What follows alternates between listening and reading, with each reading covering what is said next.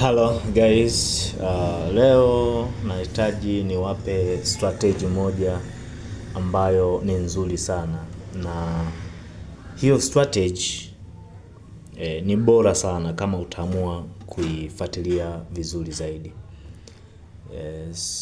Lakini pia nimepokea maoni, pia kuna mdau mmoja akasema ya kwamba nazungumza sana. Lakini lengo langu ni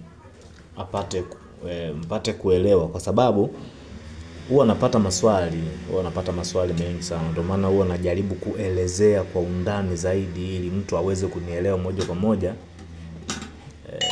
Kuna wakati utanifuata mimi niko busy na uandaji wa vitu vingine, ufuatiliaji wa mambo mengine ambayo pia ni faida yako wewe mwenyewe. Ukiniongezea maswali mengine naweza nikashindwa kujibu kwa ufasaha kutokana na mambo yalivyokuwa mengi. Ndio maana huwa nafanya hivyo. Lakini guys, yote kwa yote ni kwamba wote lengo letu ni kufanikiwa. Kwa hiyo naomba tuweze kusapotiana, tuweze kukubaliana na opinion ambayo mtu anaitoa, kukubali mawazo ambayo mtu anayatoa. Sasa leo nitaeleza tu kwa ufupi, lakini nitadadavua kwa undani zaidi. Maana ya kueleza kwa ufupi, maana yake nitakueleza hiyo strategy kwa ufupi, alafu nitaifafanua kwa undani ili uweze kunielewa zaidi. Guys, kwanza kama wewe ni mgeni kwenye channel hii, naomba uweze kusubscribe na kugusa alama ya kengele iwe wa kwanza kuweza kupata notification. Pindi nikipost video yoyote, utakuwa wa kwanza kabisa kuweza kuipata. Thank you. Let's go to the point. Acha twende moja kwa moja kwenye point ya leo. Hii strategy bwana ni bora sana, lakini strategy hii acha nikuonyeshe. Hatua zangu hazitatofautiana sana na zile ambazo nimefundisha hivi karibuni. Nitaanzia kwenye market hapa. Nitakuja hapo. Alafu nitalocate eneo lile lile la first half goals, total goals first half. Nita apply.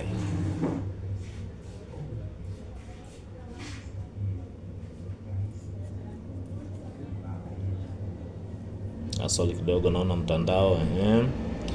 Sasa hapa twende tutazame moja kwa moja.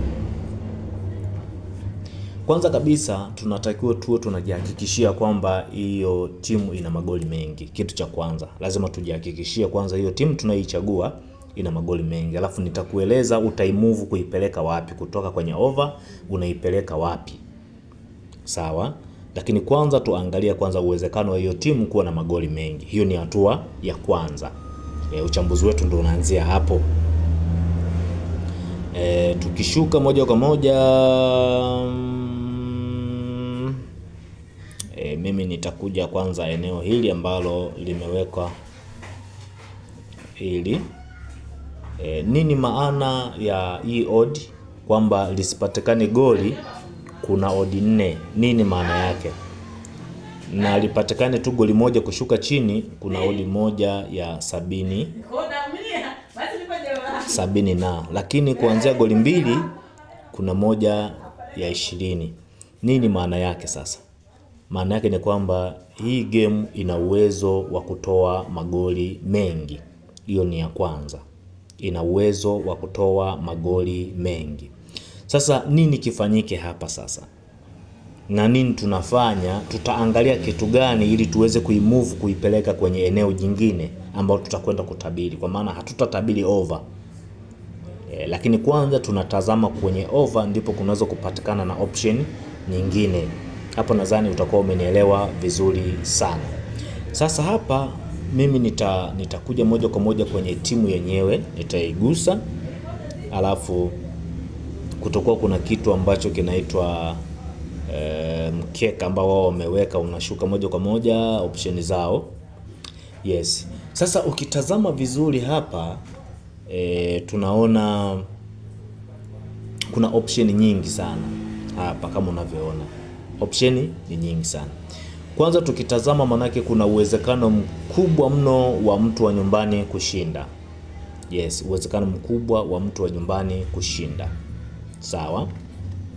Kwa hiyo kama kuna uwezekano mkubwa wa mtu wa nyumbani kushinda, maana yake magoli mengi leo yanaweza kupatikana kwa nyumbani. Maana kwa nyumbani akascore magoli mengi. Na mimi nitakuja eneo maalum ambalo linaitwa overs and unders, ambalo ni hili. Hapo ndipo tunapotazama hatua yetu ya pili. Tunatazama hapa. Nimekueleza hatua ya kwanza unatazama kule, hatua ya pili unaitazama hapa. Hatua ya tatu ndipo tunakwenda kufanya maamuzi.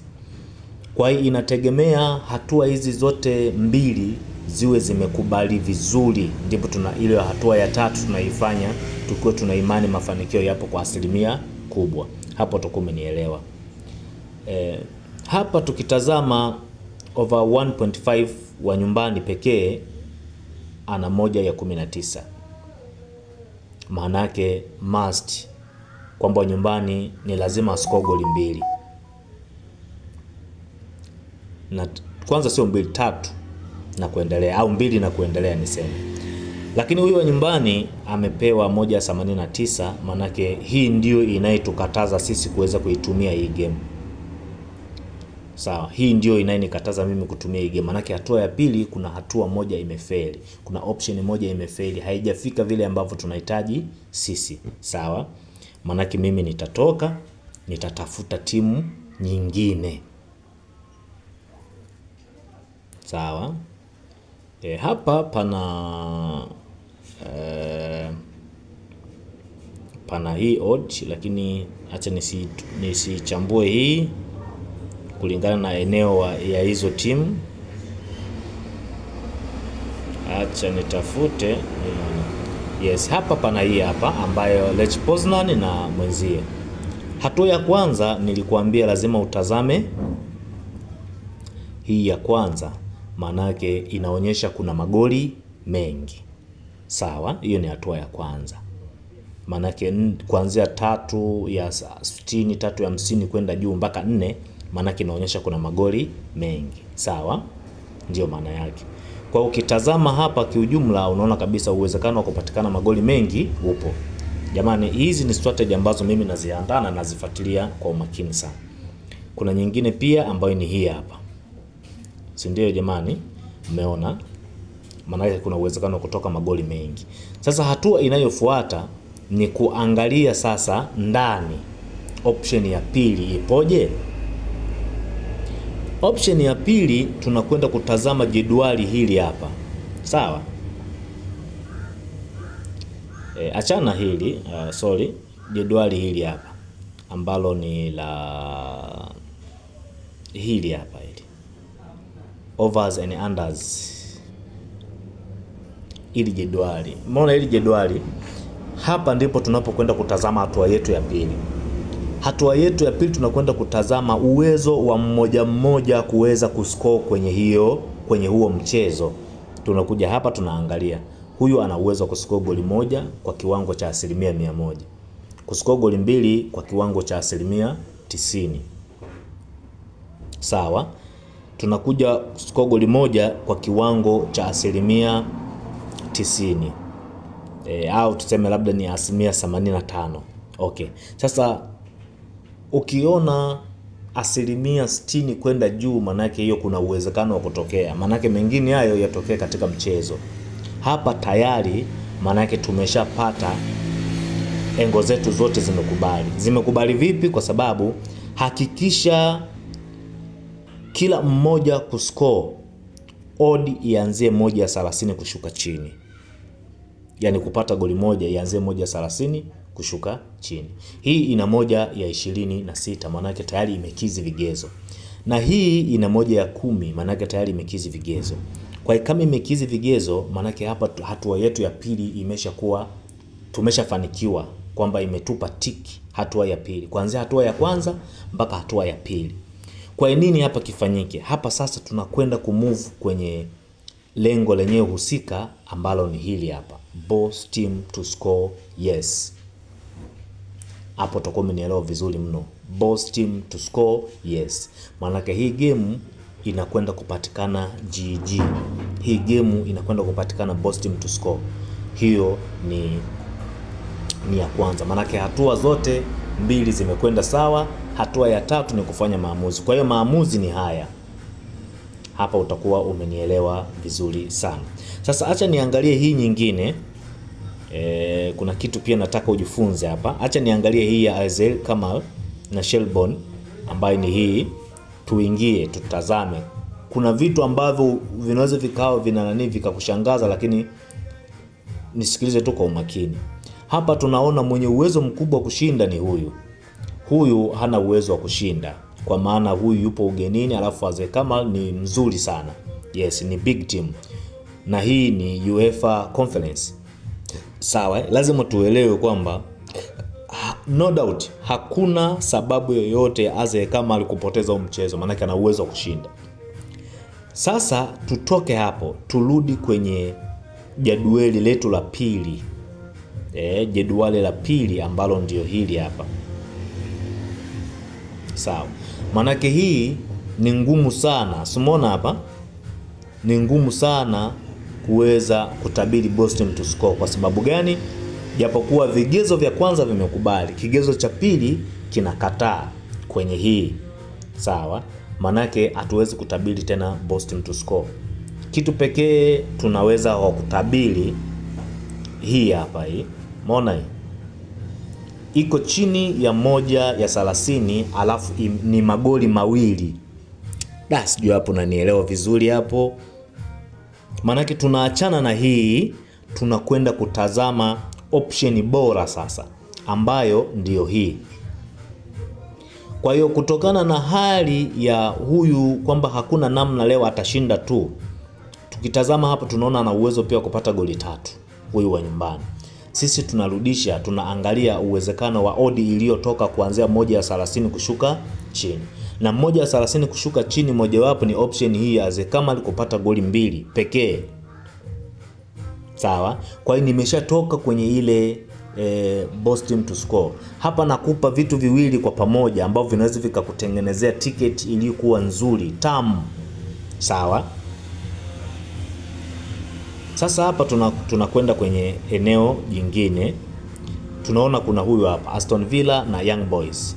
Si ndio? Hatua ya kwanza tayari hii imeshakizi kwa sababu ya odi 4 na huku kuwa na hii na hapa kuwa na hii, maana tayari imeshakizi. Sasa tunakwenda ndani ya hii game tutazame nini ambacho kinaweza kikaendelea. Hapa tunaona uwezekano wa kushinda Aston Villa ni mkubwa kwa sababu odi iko chini ya 1/30, maana ni uwezekano wa kushinda ni mkubwa sana. Sasa tukatazame kwenye jedwali letu sasa, ambayo ni hatua ya pili ya uchambuzi wetu.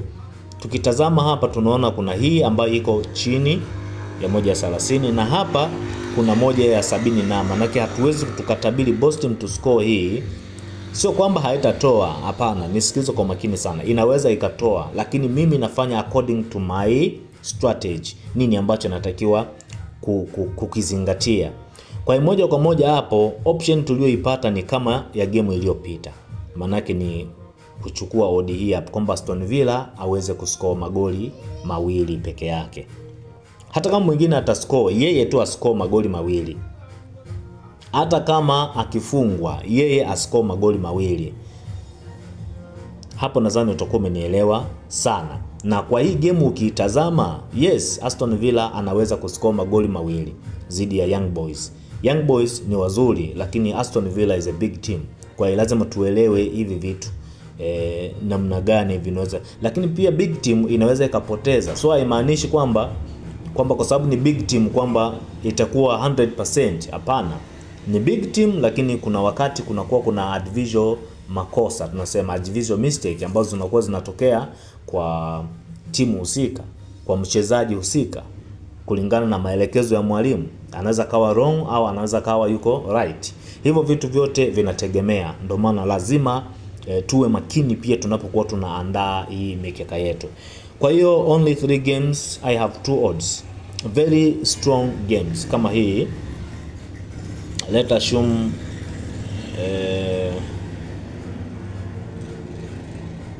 500,000, acha ni assume 500,000, manake kuna milioni 1. Yes, 531,000 ambayo itakuwa ni faida yako kwa wale wawekezaji wazuri ambao wana mtaji mzuri. Kwa hiyo hii game, huu mkeka, hata yeye mwenyewe ukipress huu mkeka, yani muhindi mwenyewe anavurugwa, anajua huu mkeka au sidhani kama nitaweza kuitetea hii 500,000. Yani anajua kabisa dua zake yeye sasa ni kuomba tu kwamba hizi timu zifanye vibaya. Na dua la kuku huwa alimpatagi mwewe.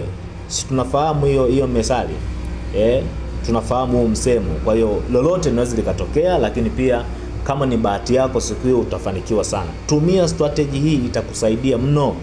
Guys, acha nikupe kwanza booking code. Nikupe booking code. Sorry kidogo kwa sababu kuna hali fulani ya mtandao kutokuwa vizuri. Yes, hii ndio booking code. QFB TMTC. This is a booking code of this ticket. QFB TMTC. QFB TMTC. Hii ndio booking code yetu ya ticket ya leo. Guys, ni ticket bora sana hii kama utaamua kuitumia. Ni ticket nzuri sana hii kama utaamua kuitumia. Ni odd nzuri sana hii kama utaamua kuitumia. Very strong ticket.